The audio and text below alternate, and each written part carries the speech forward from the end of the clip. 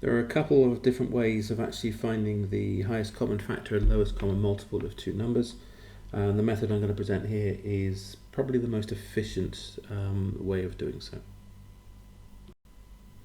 The question here asks us to find the highest common factor, often referred to as HCF, of 56 and 84, showing your work clearly.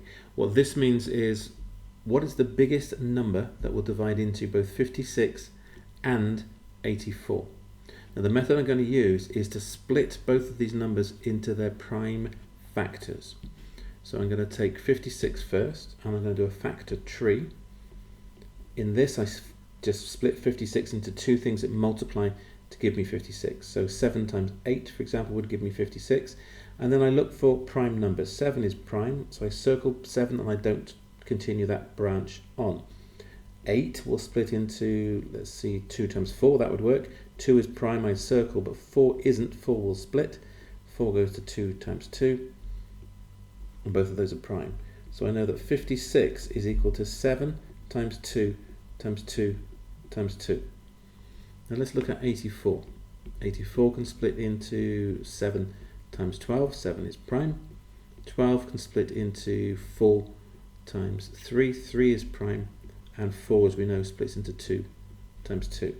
So 84 is equal to 7 times 3 times 2 times 2.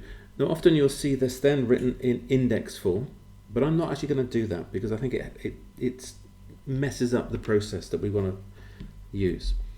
So for the highest common factor, I want the biggest thing that goes into both. So the biggest number I can make out of the factors that are shared. So let's look at the factors that are shared. I have a 7 here and it matches the 7 here. I have a 2 which matches that 2 and another 2 which matches that 2. My other 2 on 56 doesn't have a pair over here, and my 3 here doesn't have a pair over here. So it's only the ones I've circled I can use. So my highest common factor will be 7 times 2 times 2. Well, that's 7 times 4, and 7 times 4 is 28. So 28 is the biggest number that will divide into both 56 and 84. The second part of this question asks us to find the lowest common multiple, LCM, of 60 and 72, showing our workings clearly. The starting point will be exactly the same as we did for the highest common factor. I will take my two numbers and I will write them as the product of prime factors. So 60 can be split into, let's say, 10 and 6, neither of which are prime.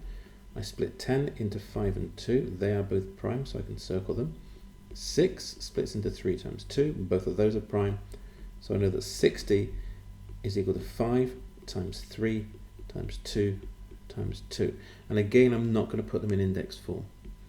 72 could be 9 times 8, neither of which are prime. 9 goes to 3 times 3, both are prime.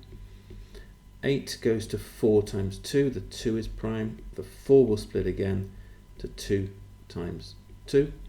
So I know that 72 is equal to 3 times 3 times 2 times 2 times 2.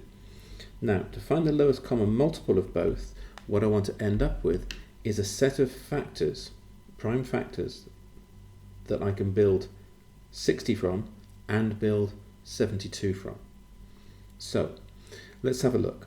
I will need at least one 5, or I need a 5 because there's a 5 here, there's no 5s over here. So my first factor will be 5. I've taken 5s into account. Let's look at the 3s.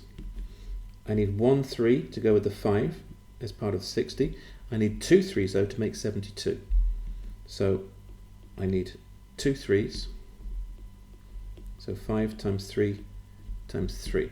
So I've taken account of the 3s. And then I've just got 2s. And looking at it here, I've got two 2s here. So I need two 2s to go with the 5 and the 3 to make my 60. I need three 2s to go with my two 3s to make 72. So clearly I need three 2s down here. That gives me that I have two 2s I can use for 60, or I have three 2s that I can use to make 72. So now I've got 5 times 3 times 3 times 2 times 2 times 2, working that through, and then we'll get the answer of 300. 160. Now what you can do is look at that and just go, okay, what's the highest power of 5? Well, 5 to the 1, because I don't have a 5 here. What's the highest power of 3? I've got 1 3 here, I've got 2 3s here, so it's 2 3s. What's the highest power of 2?